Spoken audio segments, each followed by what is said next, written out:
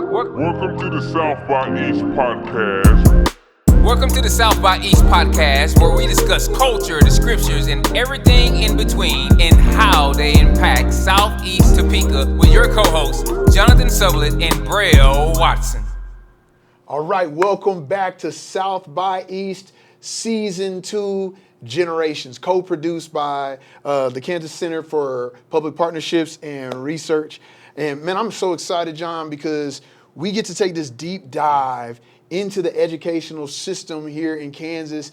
And as we get ready to start paving the road for what our future could look like, it's important that we have a strong understanding of what's happening now and what's coming up now. And so in a minute, John is going to have an interview with Miss Melissa Rooker, who is the executive director of the Kansas Children's Cabinet. And man, I'm really looking forward to that. I'm looking forward to it. And this is so important as we take this deep dive, because education is one of those deals where everyone, like we said, they have their own little piece and they see. And a lot of times they're forming whole opinions off a piece of the picture. And so interacting with Melissa Rooker is good people, and I'm excited that she had time to come on and be with us and just give us insight, because she sits in a seat that not too many people get to sit in at the very top of policy making for our educational system. And so at the very earliest ages. And so that's going to be an important deal. So we're starting at the beginning of the chain, and then we're moving our way down. And so this interview is a key part of taking this journey with you. And that's our whole goal here on South by East, is to journey with people and to have people journey with us and to be a part of this experience. And with saying that, you know, we still, as a part of this season, have an opportunity for you to play an important role, and that's getting the mailbags in. And so there's a number that you can call. You can leave messages about your thoughts on the episodes and different things and the topics that we're going to cover in this season. So you can still be a part of that. We still want to encourage that, for you can call and get those in, because this is a journey. And we're learning stuff as we go, as we get introduced to the different guests that we have on. We're going to get exposed to things that just simply blow our minds, probably. I'm looking forward to it. I mean, that's why we're doing this, right? Yeah. That's why we're doing this. And so we want to hear your feedback as we go in there. And there are some questions also that we're asking that we've heard from some of you, that we've heard out in the community about our educational system, that we want to hear where you're at on those, and we're going to be unpacking. We're not subject matter experts as we enter in here. We just know people, right? We know people, and so we're going to be unpacking this at the same time that you are. And getting past semantics. And in today's episode, in talking to Melissa, you know, I hear people say early childhood education, and I heard people say daycare. And sometimes, you know how sometimes people can change the name of something in order to charge you more money for it, right? Is there a difference? Is there a difference? Is there really a difference, or are you just changing the name of it in order to charge me more money for it? You put the swoosh on it. Yeah. You put the swoosh on it. And so that's when it comes to early childhood education, that's kind of the first leg where we begin with this is it just daycare with a different name on it, different spin on it? And should they be charging me this much? What makes the difference? Yeah. And what's going to move the needle? Is it really important? Does it play a role in the overall development of a child if they're in this early childhood education versus just kind of with grandma sitting in front of the TV watching The Price is Right and the soap operas every day, right? And so we're exploring that. And then it's like, childcare is expensive. Man, you ain't playing. You ain't playing. Like, is childcare a luxury? Or is it something that should be a basic necessity for every child? And so how do we look at that? And how do you deal with the difference between availability and access when it comes to early childhood education? And wherever you sit on that, I think you're going to have an opportunity to learn something for sure about it, and maybe have a heart change, maybe see something different, maybe confirm some things that you already know or that you already believe. So if you get an opportunity to share this, if you hear something, share it with a friend, let them know. Let them know. And invite them to be a part of this journey with us as well. And with that being said, I think it's time that we jump into this interview with Melissa. Let's get it.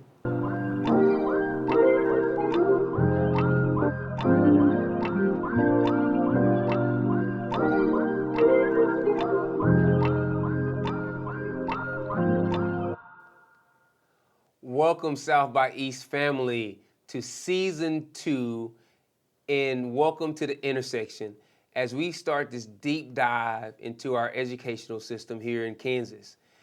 Today on our first episode, we have our special guest, Melissa Rooker. And Melissa is the executive director of the Kansas Children's Cabinet and Trust Fund. Melissa, I was told that there's a chance that you might have a life-size cutout of Dolly Parton in your office. Will you confirm or deny this and share why you might have this in your office? I do. I love having Dolly standing behind me, looking over my shoulder all day, every day. We have the great privilege of being the statewide affiliate for the Dolly Parton Imagination Library Program, which is a book gifting program that Dolly started in her home state of Tennessee many years ago. And it's a really simple program. A parent of a child from birth to 5th birthday is eligible to sign their child up for one free book a month gifted from the program. The Children's Cabinet funds 50% of the cost, and then we have local partners that pick up the cost of the other 50% share. So if you haven't heard about it, you can go to kschildrenscabinet.org and look at information about Dolly's Library on our website, or just go straight to the source and check and see if you can get signed up. Yeah, there's certain deals where it's like you're just a sucker for certain deals, and Dolly Parton Imagination Library is one of them for me. Anytime somebody's like, hey, well, you want to donate money to the Dolly Parton Library, I'm like, yes. Yes. And this past summer, my family went on vacation to Myrtle Beach. We drove from Topeka to Myrtle Beach, and then back, and we made a couple stops. Over 40 hours in the car, no screen time the whole time. My kids read books the entire way. They were all up until the age of 5, through age 5. They were all a part of the Dolly Parton Library. They all got books every month. Our family has tremendously benefited from that, and they all three love to read. And I think it's part of, we got those books, and before they could read, we read them to them, and now, then when they were able to start reading, they were reading them themselves, and now they all love to read because of that. So I'm a sucker for that. Like, every time I get the chance to donate money, I do, because I truly believe in it. We even went to go see one of her shows down in Myrtle Beach, the pirate show and everything, and so. I love Dolly, and it's a beautiful program because there are 0 strings attached. You don't have to go through a qualifying process. If you want to sign your child up, you get to sign your child up. Dolly wants to give books to any child that is out there. That's cool. And so now, you have a lot of business here in Topeka, but I don't believe you live in Topeka. I don't. I live in Fairway, Kansas, which is a suburb in Johnson County. It's where I grew up. I live 6 doors down from my childhood home. My parents were still living there when we bought our house in 2004. So I am a product of the Kansas public school system, proud Jayhawk alum. I graduated from KU in 1986, but I do commute here to Topeka every day to work in the agency, which is a state agency, so it's based here. So that's a lot of windshield time. It is. How do you spend that windshield time? If I'm not rolling calls and catching up on conversations and sneaking in meetings that way, I tune into news. I splurge on Sirius Radio so that I can have a good array of choices, but I will catch up on news. That's incredible discipline. How, with you being in session and all the kind of conversations you have to have all day, every day, and you still listen to news on? Well, I'm otherwise isolated. I like to know what's going on in the world. And so I have a variety of little stations. I have presets so that I get a variety of perspectives. Okay. I think that's important. I think, there have been times when it's C-SPAN, if nothing else, because I'm a little bit of a political junkie. So I seeing can some of understand those that. hearings and big important meetings, that C-SPAN was sort of my Super Bowl. I don't know. Yeah, he's messing with you. He's messing with me because I listen to a lot of podcasts and different things of that nature. Especially I listen to more books and podcasts when football season is not in. But I also listen to a lot of podcasts and everything. It's kind of my escape. And I'm really impressed that you say you're doing calls and stuff, because that's the hardest thing for me to do is to make phone calls. I think the hardest for me is my morning commute. It's too early to respectfully call people, so I'm kind of stuck. But no, I use that time either to catch up on the world or keep up with work. Good stuff. Good stuff. Now, there's this this. Give you a good example. My neighborhood is Hi-Crest, and historically, Hi-Crest has had the moniker the Dirty South. And so the work that we do here in the neighborhood is we say we're trying to rebrand Hi-Crest as the New South. And when it comes to early childhood education, a lot of people think of it as daycare, and they think of it's just someone that is putting the kid in front of a TV screen, and they're watching Price is Right, and that's what that is. Why is early childhood education so important, and how does it prepare children for lifelong success? I'm so glad you asked that question. So that we know from a wealth of research over decades that the period of brain development where we see the most explosive growth in the architecture of our brains is those first 3 years of life.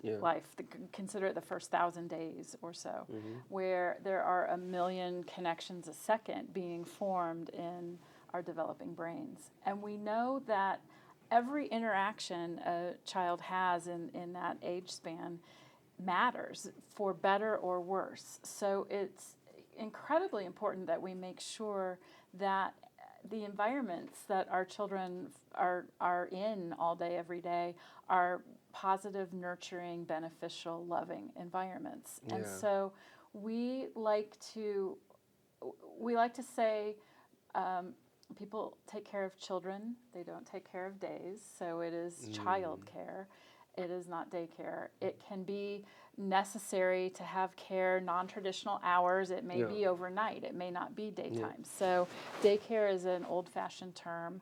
But the quality of the interaction and the experience that our babies and young children have really matters and sets them on a path for success later in life if we can make sure they're receiving positive, nurturing interactions. So it's really important. We like people to understand that education doesn't begin in kindergarten. It begins really prenatal, but certainly from birth forward. The baby talk that we engage in, there is science behind that. We may not know it, but that interaction is helping develop brain pathways and helping develop language. Just responding, it's considered serve and return. When the baby's babbling at you or gesturing or whatever, when you hand them a toy and they squeal in delight, those are positive interactions that matter. It's developing trust. It's developing the language and the decision making and all of those things that translate later into success in school and success in life. And research says even health outcomes can be affected later in life. Yes, and I think what you just did was so important of reframing and changing how we think about it. Is so like that reframe of saying like, man, my first science teacher was my mom, and the way she put things together in the kitchen. In the African American church, we have this thing in worship called call and response. and it's what you were just talking about the exchange, and so it's like, hey, my first speech pathologist was my worship leader, and how they call and response in the church and singing and then saying, repeat this after me kind of deal, and I believe in the way that you framed it. It also shows how all of us are part of early childhood education. 100%. And Jonathan, mom can have her toddler in the shopping cart at the grocery store if there's a nice interaction between the cashier and the mom and the baby. That is a learning experience for that child. Yeah, so that is cool, and it's one of those deals of knowing that there are people who are thinking about those deals that help create the framework to help change and develop those pathways for us to start thinking like that is incredible. And so when I found out about the Kansas Children's Cabinet and Trust Fund, like, I was like, oh, this is a thing? I didn't know. And one of the things we like to do here on South by East is we like to educate and expose our audience and to different pieces of our government and our community and how they work, how they can engage with them. What is the Kansas Children's Cabinet and Trust Fund, and what do they do? The Kansas Children's Cabinet was formed by the state legislature in 1999 to receive and manage the state annual share of the master tobacco settlement.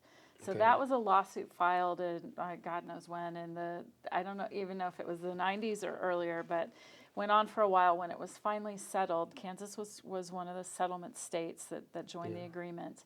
We get an annual payout from the tobacco companies, and the legislature had the foresight to create the Children's Cabinet to receive that annuity and invest in early childhood programs to benefit children and families. So we were created in 1999. We've operated ever since. Our budget is known as the Children's Initiatives Fund.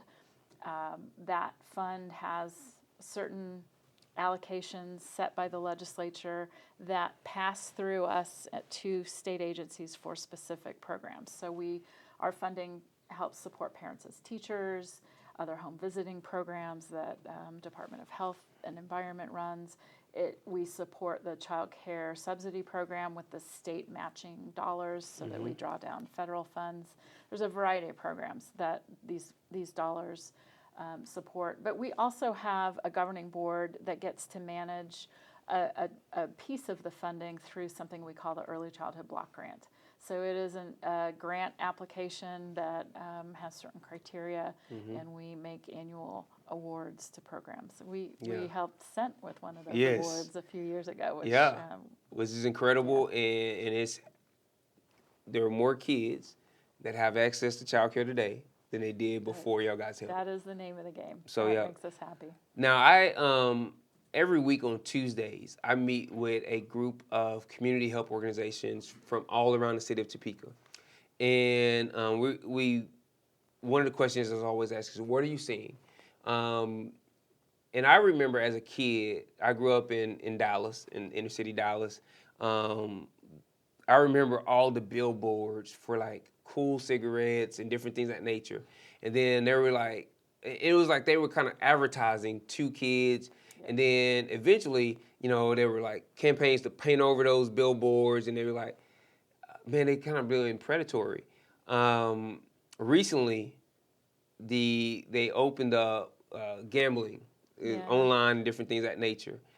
Now, when I lived in my neighborhood in Dallas, the casinos, because of the proximity to Louisiana, would bring in charter buses to our neighborhoods. Oh, wow. They would let you pay $5 to get on. They would take you to Louisiana to gamble for 4 or 5 hours and then bring you back. But they only brought them to certain neighborhoods. And the neighborhoods had the least amount of expendable income. And I'm seeing a lot of our help organizations are seeing like this rash of the online gambling because they give you a certain amount of free money. Yeah. And I kind of made the prediction. I said, man, at some point, I feel like we're going to run into some of the things that we did with tobacco. I am seeing people gamble on video games like Call of Duty. Actually make money wagers on people playing video games. Well, it pains me that our budget is built on a vice, and I mean, I don't get state general fund money. We do apply and receive some federal grant funding from certain programs, but the heart of our budget is funded on a vice that is dangerous for people. We do fund some efforts for tobacco cessation. So we're trying to help. I wish it was different. I wish we had a better source of income. Yeah, do you think at some point we might get to this point where we're like, there's this suit that goes out for online gambling, just kind of what we're saying with tobacco, like some of those same deals? Or? I don't know. I mean, that's a whole world unto itself. Yeah. I really don't know. I know built into those, the legislative all around the country are gambling addiction funds and things like that, but they're creating a problem and then saying, okay, here's a little bit of money to help address it. Yes. So I don't know, but I don't know enough about that. About that, yeah. And that's I understand that, and I'm just looking at it and saying, what are the trends saying? Now, one of the things that on the child care deal that became really apparent is 2020 we had this thing called COVID. Yes. that hit, and it rocked every industry. It did. Childcare being one of them. I believe it did some harm to the industry, but I think it also did some good because I believe that our brothers and sisters, our friends and neighbors who work in that industry were highly devalued before. And when the pandemic hit, it really brought to light just the value they bring to our society and to our neighborhoods and how fragile it is. And as the childcare system just took hit after hit after hit, one, it exposed how fragile like all these things are. It exposed how underpaid they are. Yes. I think is what almost like $10 an hour median income for childcare versus the Kansas median income of $18.50 an hour. I looked up a statistic for a presentation to the Commerce. I'm pointing to the State House. To the Commerce committees because I've testified in the last week to both House and Senate in the State House. Yeah. It was on the U.S. Bureau of Labor Statistics website. We pay animal caretakers more than we pay those who take care of our children in this country. So the average salary is listed $26,000 to $27,000 a year for those who take care of our animals, versus $22,000 to $23,000 a year for childcare. That is quite a statement. But we pro-life. Exactly. Right. Yeah. No, we have policies that get in the way. The temporary assistance for needy families and the supplemental nutrition assistance program have criteria that to maintain your benefits. The work requirement says that a new mom can stay home for 6 weeks and then is required to return to the workforce or lose those economic supports. Well, then the ripple is that it increases the need for infant care, which is the hardest to come by and the most expensive form of care. To provide. And we want to say, that according to traditional values, mothers belong in the home with their children. Which is those things don't add up. You got it. It makes no sense. Your math ain't mathing. We have the power and we have the capacity to do better, to make things different and do better with policies like that. I'm listening to you. I am. I'm still struggling. Like you said a lot in there. I'm still struggling that we're paying animal caretakers more than we pay to take care of our kids. Yeah. And here's the deal. animals should be taken care of. Of Animals course. matter. Yes, we want to go on record. We care. Animals matter. Yeah. And But so do our kids. our kids matter, right? And here's the deal. I had to tell somebody this just this week. My kid is not working to achieve full dignity and value. My kid, from conception, that's what I believe, has full dignity, worth, and value that is given to every human being on this planet. They don't get more of it when they become an adult. They don't get more of it when they pay taxes. They don't get more of it when they serve in the military. From the moment sperm hits egg, they have full inherent value, dignity, and worth. And I believe that about everyone. And I believe animals are a part of God's creation. That's me. That's my belief. And so I believe animals have value. I believe the mountains have value, and the water and all of creation has value. And I believe there's more value in the human being because we're the only creature said to be made in the image and likeness of God. So there's something that goes with that for me. And so I believe that our values should be aligned, and how we spend our resources should be aligned with that.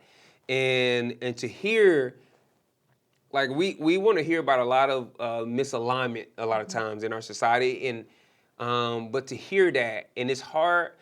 Numbers don't lie, but sometimes the stories that we tell about them do. But it's hard to hear those numbers that you just shared and not feel some type of way. And so thank you for just informing us with that and bringing that to light, because I don't believe that's something that we address. And then how do you address it? Because most centers are doing, with the ratios and everything else, most centers are doing the absolute most they can. And when I talk to people, they're like, well, how profitable are you? And I'm like, childcare centers are not profitable. If they can stay afloat, then. Well, that childcare is considered a broken business model by the Federal Reserve and other institutions that would not ordinarily be weighing in about the issue of childcare. It is a business, but we need to stop applying those business principles to it, because it is a public good that is necessary to. It's a two-gen situation. You've got the workforce of today needs reliable, safe choices for their children so they can go report to work. But those children need good quality care so that they grow up to be equipped with the tools and the development that they need to be good citizens and successful people, right? Yeah. So it's easy to say, well, you just turn on another assembly line and you'll make more profit. It doesn't work that way. So here's the thing I would say in speaking to that. Not every business or not every organization can be operated as a for-profit business. Right. And I believe, so like when it comes to the church, hey, when it comes to the money that comes in, we have to use some good fiduciary principles and different things of that nature. That's just being wise, right? We shouldn't waste money. Right. We shouldn't let people steal money. We should lock things up. We should do the right things, Mom. But the church is not a business. And I tell our staff all the time, the church is not a bank. We don't take money in to see how much money we can pile up in an account. What comes in should be going out to help people. And we should be using the least amount of that as possible internally. And so like even with our building, like when you walked in, we have the community navigators across the hall. We're building a free community party room that's going to be done in a couple of months that we raise the money for, where any family in the neighborhood will be able to throw free baby showers and birthday parties for kids. We'll have all the equipment in there for, we raised all the grants, put our own money in it with Christmas offerings and everything else. All the supplies will be there. All the parent has to do is sign up. They'll come and throw the best party of their lives for their kids, and we'll have a whole team of volunteers there to facilitate it. We want everything in this building to be double use except for the fire extinguisher. Everything that we rent and pay for, because the church is not a business. Right. In the same way, I believe, I don't even know if this is the right term, you correct me. I believe that childcare is infrastructure. I would agree. I would agree. The economy can't move if people don't have options for their kids. It's a public need, and the lack of it creates a public health crisis. Absolutely. So We're witnessing that now. I consider childcare infrastructure, and it's saying you don't see direct return from building another highway, repairing a pothole in the road. But if you stop doing it, that's when it all falls apart. And I believe if we start looking at it like that, we would fund it differently, we would value those workers differently, and I believe we would have a different outcome. For sure. We're not going to be able to ask parents to pay more for the care their kids need because it's already too expensive. So we're going to get ready to take a quick break, but I want to come back to that because I moved into the state of Kansas 5 years ago with 3 little ones that I was fostering. Wow.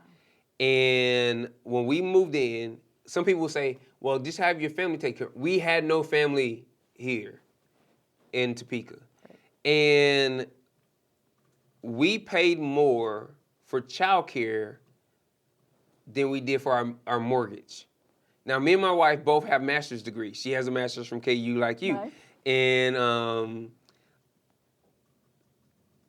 if we didn't have the careers we did and we were totally debt free, we wouldn't have made it. I know. And my kid, I don't know what we would have done. Let's talk more about this because it is the heart of the problem. Yeah. So we're going to take a quick break, and then we'll see you right back here in the intersection.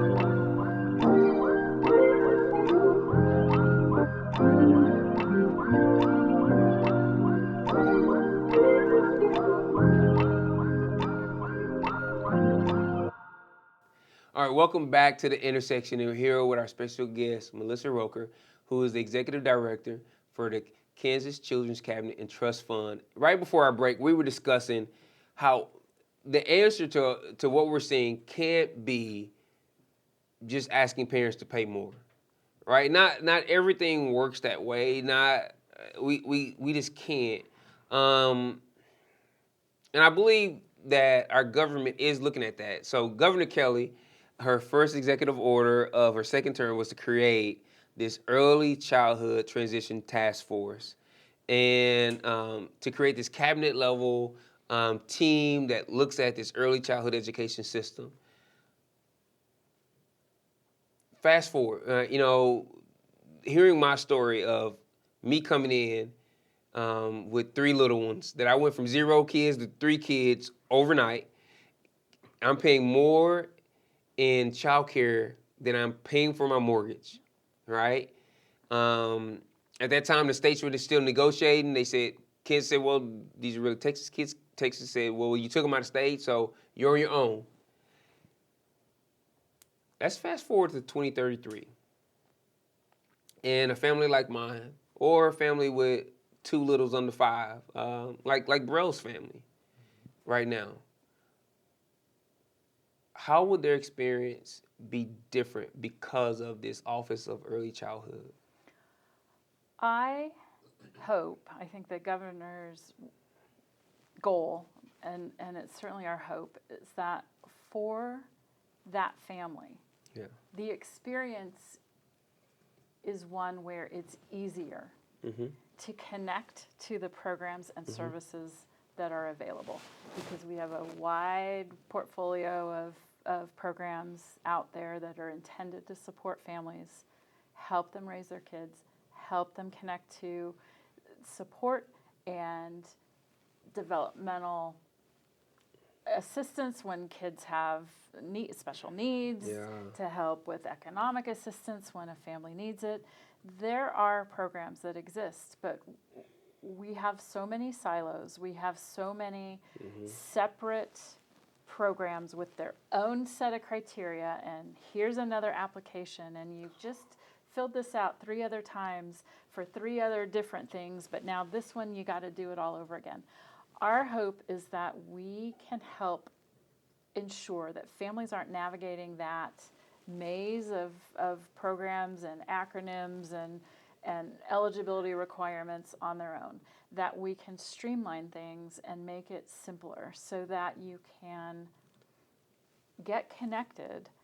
And in the perfect world, what I envision is a system that would, on the back end, take the information that you gather from a questionnaire and evaluate and report out to the family, these are the things you would qualify for, and let that family decide what they want to accept and enroll in. That's so good.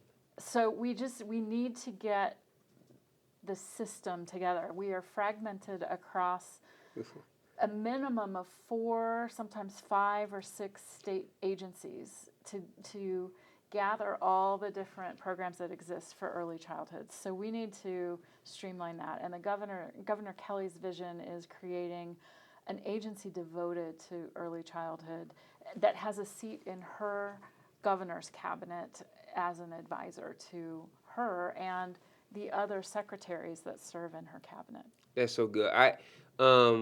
My previous life, I was a chemical engineer, project manager for close to 15 years.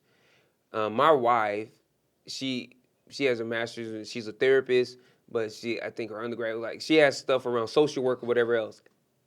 And can I tell you that we had trouble keeping up with all the requirements necessary. And here's the deal, honestly, the largest church, we're an independent church now, but the largest church in the city of Topeka, the capital city, brought me to town to plant the church. And they had certain connections.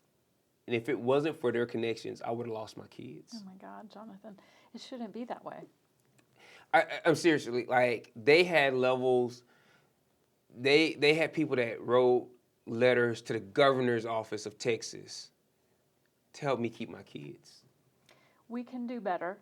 And this executive order is setting up a task force that is charged with the evaluation. We're going to do a gap analysis. Yeah. We're going to do a fiscal map because money comes from all kinds of different sources, and it's a tangled mess. So we want to map the flow of funding. We want to take a look at the gaps that exist and the barriers. And we are charged with delivering a plan to the governor by the end of the year. That's good. That's good. Yeah. This morning I was reading an article about Barnes & Noble. And just a couple of years ago, everybody thought Amazon took out Borders. You saw Hastings go, and everybody thought, okay, all in-person bookstores are about to die. And Barnes & Noble was struggling. Its stock price was dropping. And everybody said, see, we told you, it's going to die. They switched CEOs. And there was this article that I read this morning about what led to the turnaround. And the number one thing that came out of it was the new CEO loves books. Oh. And he talks about how at the top level, the right decisions, it's hard to overcome bad decisions by the top level, but overall that they love books. And the article, though, was taking the angle of what can the church learn from Barnes & Noble? And the question I asked myself, and I made some posts about it at a post later, about is the church hurting because its leaders are spending more time talking about how hard it is to lead the church and rather than in the problems in the church, rather than espousing a love for it. And I'm wondering, there's so many things in childcare that we can say, or in the education system, this is wrong, or I see this gap, and it's hard. Is our early childhood education system hurting because we're spending so much time not to ignore the problems, but not enough time espousing the good and the common things that we see on it? I would say undoubtedly. Our approach through the work of the Children's Cabinet is a strengths-based approach. Yeah. We look at problems, and our entire frame is, how do we solve this problem? Yeah. How do we get to yes? How do we make this happen? But too often what you encounter is a different mindset built up over time. You have certain processes in place, and people get blinders on and say, well, this is how we've always done it. Yeah. We can't make a change. We can't do it that way. These are the reasons why we can't provide this or that thing or service or whatever. And it's a different way of thinking. Instead of thinking about how do we punish a child care provider for not being in compliance with a rule that's put in place by the federal or state government, the better, healthier mindset is, okay, that is an issue. How do we help them solve it and help them remain in compliance and good standing, as opposed to looking to how many citations we can flag. So it is a mindset that we have to shift. We've been participating in a national cohort, a project called Thriving Families, Safer Children, that is designed to shift our mindset, starting with the vocabulary that we use. So we don't want to talk about child welfare as the child welfare system, because that has very negative connotations. Yes. We want to talk about child well-being. We want to talk about how we help children thrive. Yes. And that is, it starts with our vocabulary. We infuse it into our work, and we hope to influence others around us, including governmental entities. That's good. That's good. One of the things, when I do leadership coaching, one of the things I talk to leaders about is not leading from frustration and failure. And what I mean by that is too many leaders, the only checkpoints they have in their whole system is when something fails or they get frustrated with it. And I said, you have to be more proactive and predictive in your methods so that you can see things that occur without them always coming about from a conflict. And when you're working in a conflict-driven system, I just feel like you cannot get ahead of yourself. Right. You just stay stuck. And so I love that y'all are taking that proactive approach. What are you, before I go there, the Kansas Children's Cabinet took part in this thing called the Kansas Future Fellows. In the Future Fellows program, which I was one of the inaugural members of that, was to look at solutions for families for the next 75 to 100 years. Right. And when one is thinking about, like, everything that you said to this point about what the Children's Cabinet does and looking at this early childhood education and well-being, how do these two things fit together?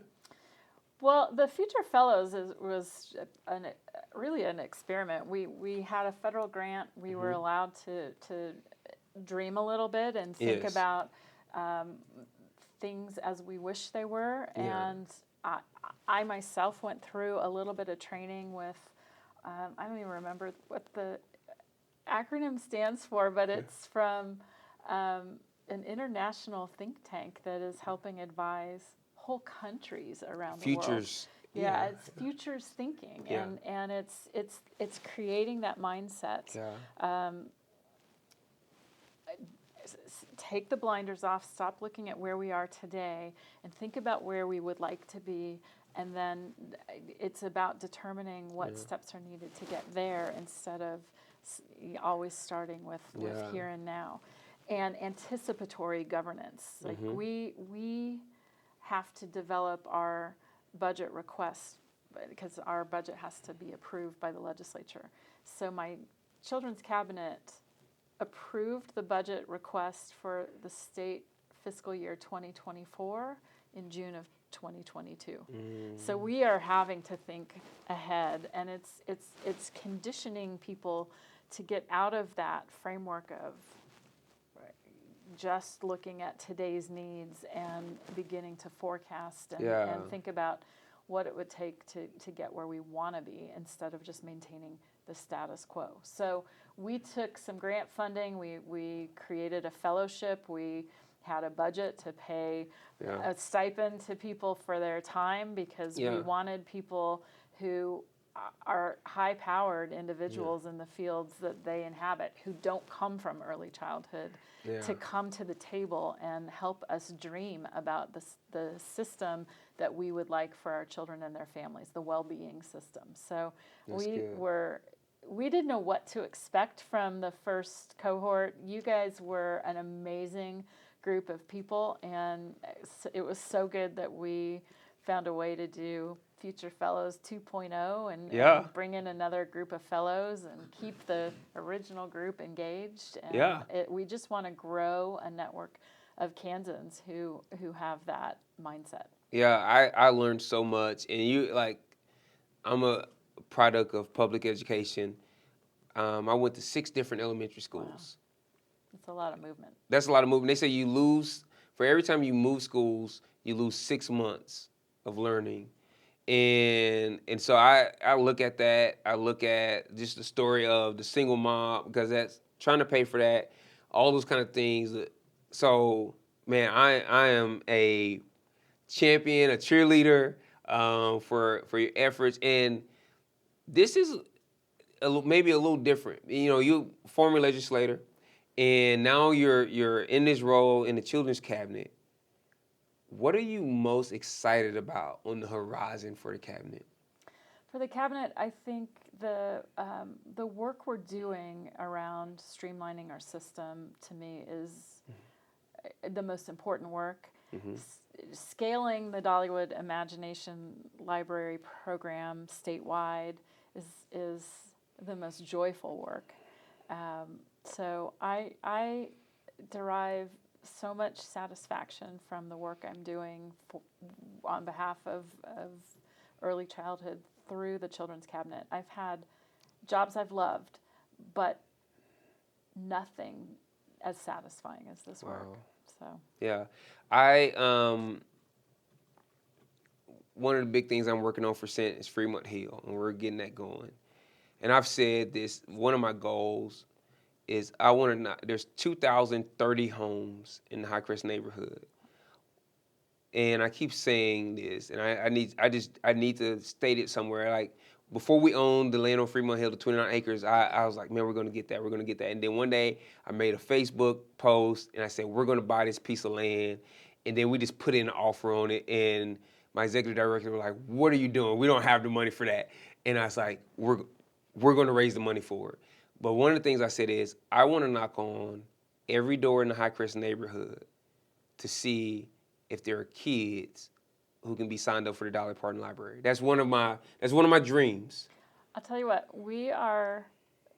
I just approved an order of some bookmarks that are designed to hand to parents.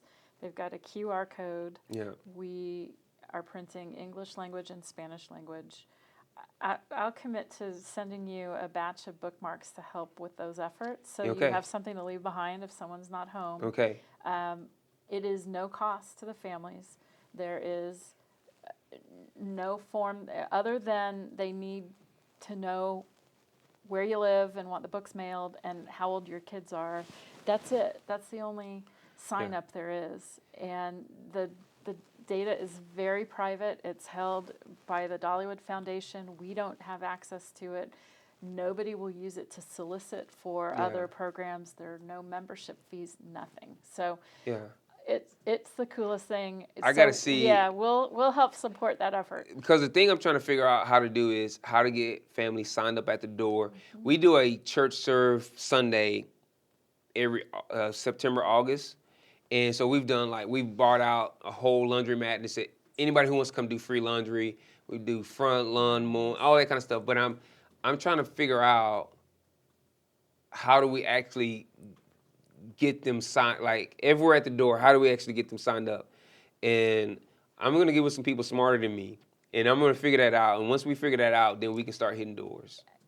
I did a table event. I tabled at a parent leadership conference in November, and we used my cell phone. And for each interested party, we'd do the thing with Yeah. the QR code, and then they could sign up. And it wasn't entered into my phone; it was in the book ordering system. So Okay. as long as the person on the doorstep has their own phone, the family doesn't even need that technology. So you certainly could make this happen. Yeah. So maybe that's something that we look at and start chalking that down. I think that is a worthy goal. That's a small something that we can do. What a cool connection too, because then Yeah. families who might not have otherwise been connected into the work sent us. Yeah. Oh, what a beautiful calling card. You're sitting in a building that has parents as parents as teachers at the end of the hall. You have Fellowship Hi-Crest right here. We have the community navigators that meet across the hall. They use some of our space. We have the CRC Care Center here in the building. You have Scent in the building. You have Community Action also in the same building. And so we're kind of this hub of all these organizations that are working together to close the gap. We so appreciated your time today. We're going to bring you back later Okay. here in this season, in season 2, for some more input to help dive into this topic a little more. Thank you for being here today, Melissa. Thank you for the invitation. I enjoyed the conversation. Yes. All right, fam.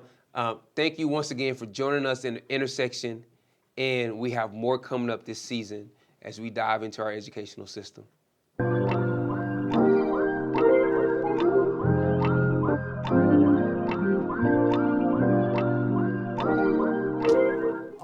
All right. Man, John, that was a great interview in the intersection.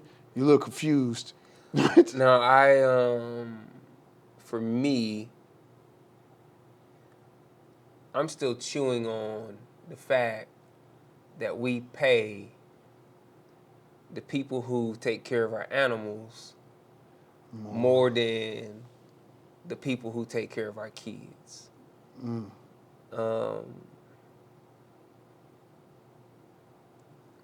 I look at right now. There's a $100 million ad going on around. He Gets Us, where the church is trying to rebrand itself and trying to appeal to people to show a different side of Christianity than what has been conveyed in recent years. And the question I ask myself is,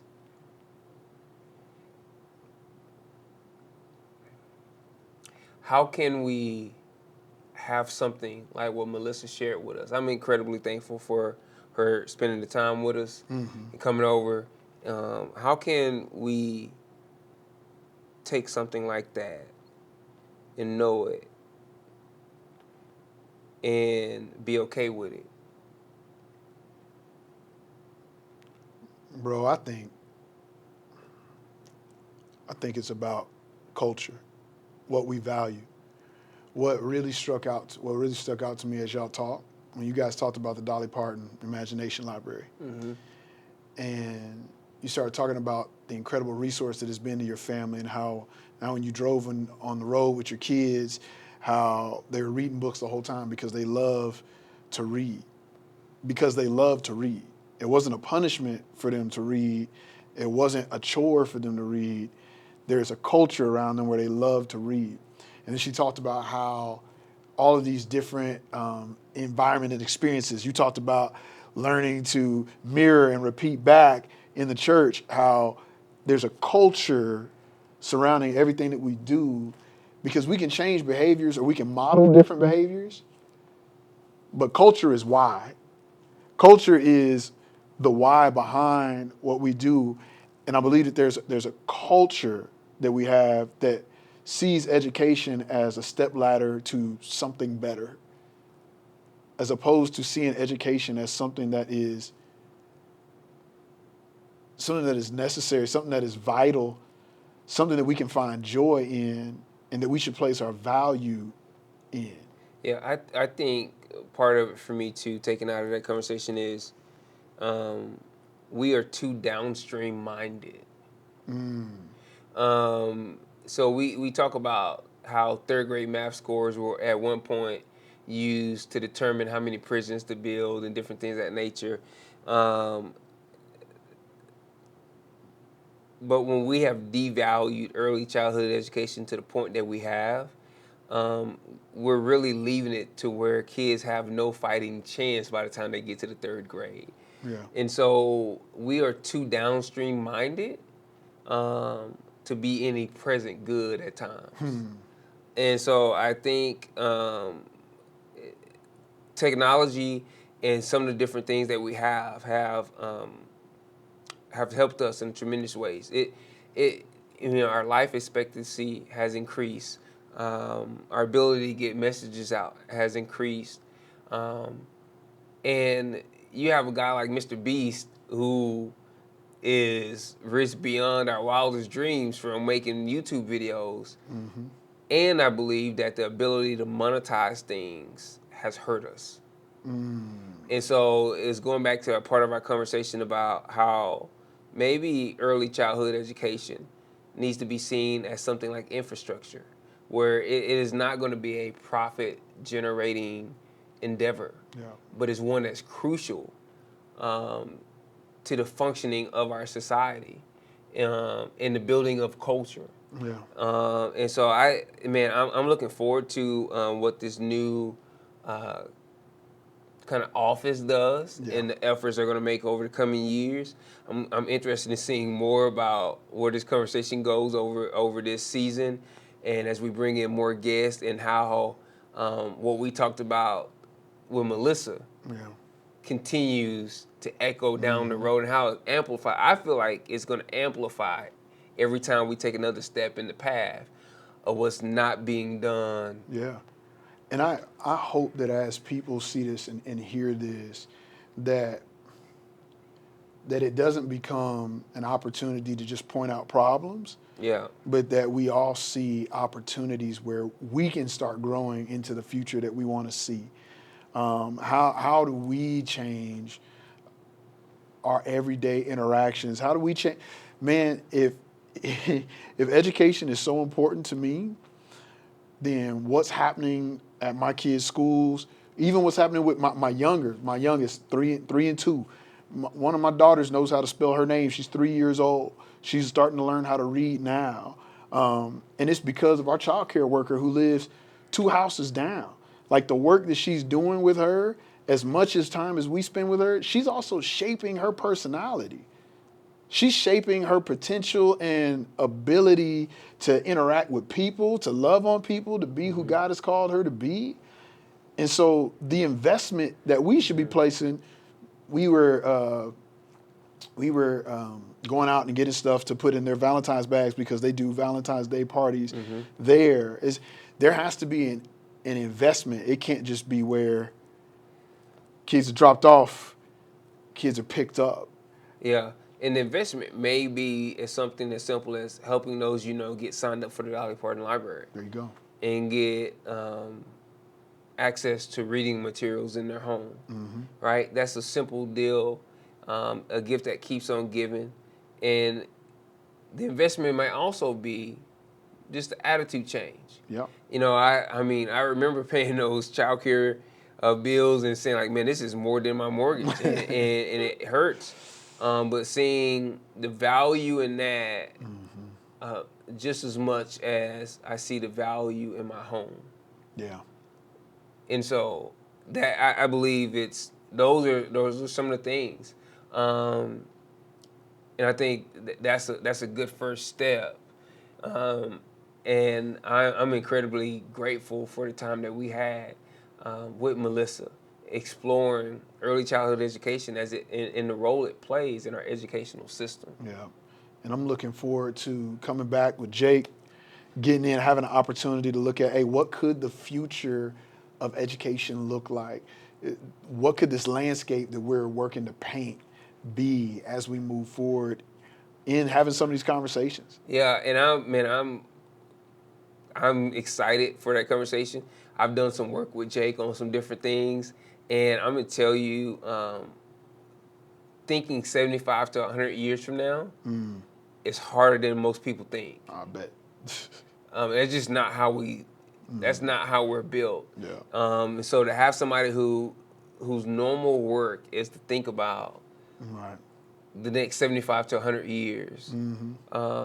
That's going to be a tremendous conversation. Yeah. So, man, we're excited. We'll see you back there. We'll be back here in 2 weeks as we jump into the intersection and start talking about the future of education. We'll see you next time here on South by East. Thank you for tuning into the South by East podcast, where we meet you at the intersection of culture and community. For more information on resources shared, check the show notes, and we'll see you at the next intersection. We out.